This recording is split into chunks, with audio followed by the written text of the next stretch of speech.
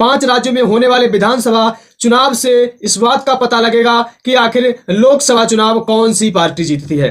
आपको opinion poll बताऊंगा इन 5 राज्यों का, राजस्थान, मध्य प्रदेश, छत्तीसगढ़, मिजोरम, तेलंगाना और मध्य प्रदेश। इन राज्यों का आपको ओपिनियन पोल बताऊंगा और आपको बताऊंगा कि बसपा सुप्रीमो मायावती ने एक बड़ी चाल चली है ईवीएम को लेकर। बसपा सुप्रीमो मायावती ईवीएम को लेकर सवाल खड़े करती है। ईवीएम का मुद्दा अब थमने का नाम नहीं ले रहा है। अगर छोटे मोटे नेता ईवीएम पर सवाल खड़े करते हैं तो उस पर एक्शन नहीं लिया जाता है, लेकिन यहाँ पर बहुजन समाज पार्टी की सुप्रीमो मायावती ने ईवीएम पर सवाल खड़े कर दिए हैं। जी हाँ साथियों, और आपको बताऊंगा कि भीम आर्मी चीफ चंद्रशेखर आजाद लगातार अपनी मौजूदगी चुनाव प्रचार में बनाए हुए हैं, लेकिन चंद्रशेखर आजाद के पास ऐसी कौन सी समस्या आ गई है जिसके लिए चंद्रशेखर आजाद चुनाव प्रचार छोड़ने के लिए तैयार हैं। जी हाँ साथियों, आप सही सुन। नमस्कार दोस्तों, मैं पवन पेरियार और आप देख रहे हैं पीएल बहुजन आवाज। बने रहिए मेरे साथ बहुजन समाज से जुड़ी हुई खबरें पाने के लिए। साथियों, आपको बताऊंगा ओपिनियन पोल 5 राज्यों का।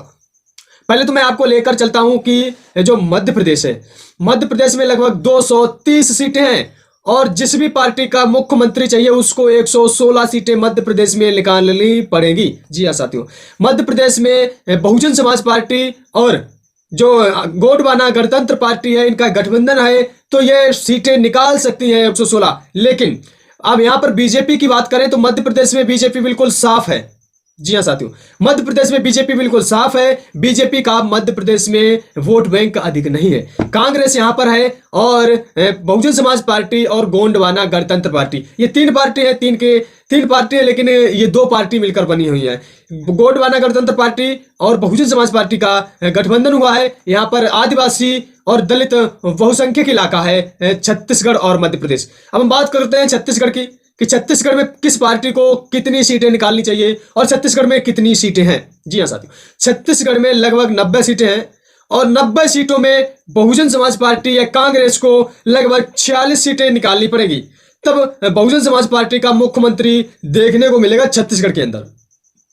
अब हम बात करते हैं राजस्थान की। जी हाँ साथियों, राजस्थान में कांग्रेस है और राजस्थान में बीजेपी का आने का माहौल दिख रहा है, क्योंकि जो कांग्रेस का तख्ता पलटता रहता है, राजस्थान 30 साल से तख्ता पलटता ही नजर आ रहा है। एक बार कांग्रेस रहेगी तो दूसरी बार बीजेपी, दूसरी बार अगर बीजेपी रहेगी तो तीसरी बार कांग्रेस रहेगी।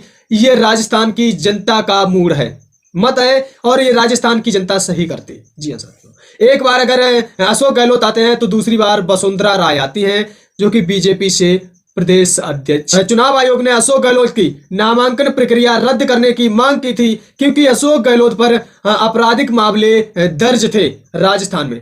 तो यहाँ पर कांग्रेस को भी बड़ा झटका लगता हुआ नजर आ रहा है और इस बार कांग्रेस राजस्थान से जा सकती है। लेकिन अगर बीजेपी वहां पर जीतती है तो बीजेपी को भी बहुजन समाज पार्टी का साथ लेना पड़ेगा। अगर बहुजन समाज पार्टी का साथ नहीं लेती है बीजेपी तो बीजेपी वहां पर जीत नहीं सकती है राजस्थान के भी अंदर। अगर हम बात करें तेलंगाना की, तेलंगाना में बहुजन समाज पार्टी ने मुख्यमंत्री तक भी घोषित कर दिया है।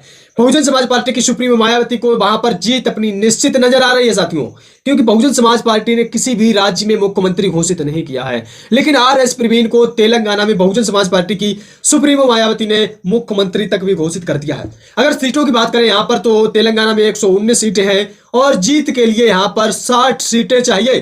तेलंगाना, मिजोरम और मध्य प्रदेश, छत्तीसगढ़, इन राज्यों से बीजेपी बहुत दूर दूर तक नजर नहीं आ रही है। जी हाँ साथियों, आप सही सुन रहे हैं।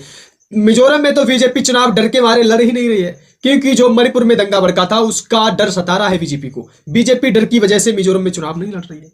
और जो 3 राज्य बचे हैं इनमें बीजेपी का बहुत कम वोट बैंक नजर आ रहा है। सिर्फ बीजेपी राजस्थान में जीतती हुई नजर आ सकती है, वरना मुझको तो लग नहीं रहा कि विधानसभा चुनाव में बीजेपी जीत पाएगी। अगर हम बात करें मिजोरम की, मिजोरम में बहुजन समाज पार्टी तो चुनाव लड़ नहीं रही, क्योंकि मिजोरम में बहुजन समाज पार्टी है नहीं। बात करें अगर बीजेपी की तो बीजेपी वहां से चुनाव डर की वजह से नहीं लड़ रही है। और बात करें जो एक मिजो नेशनल प्रिंट पार्टी है जो कि मिजोरम की है और कांग्रेस है, ये 2 पार्टियां दांव ठोकने पर लगी हुई हैं। कांग्रेस और मिजो नेशनल प्रिंट ये जीत कर आ सकते हैं। मिजो नेशनल प्रिंट की ज्यादा संभावनाएं जीतने की जताई जा रही है। कांग्रेस की कुछ कम है, लेकिन कांग्रेस का अच्छा वोट बैंक मिजोरम में है। राजस्थान के दौसा से एक ऐसी घटना, दर्दनाक घटना निकल कर आई है, जहां पर एक पुलिसकर्मी ने 4 साल की मासूम दलित बच्ची के साथ गलत दुष्कर्म किए। उसको लेकर भीम आर्मी चीफ चंद्रशेखर आजाद काफी चिंतित हुए। भीम आर्मी चीफ चंद्रशेखर आजाद ने वो चुनाव प्रचार छोड़कर उस पीड़ित परिवार से मिलने पहुंचे। खैर, इस खबर पर आपकी क्या प्रतिक्रिया है? अपनी महत्वपूर्ण प्रतिक्रिया जरूर जोड़ दीजिए। मिलते हैं नेक्स्ट वीडियो में, तब तक के लिए जय भीम, धन्यवाद।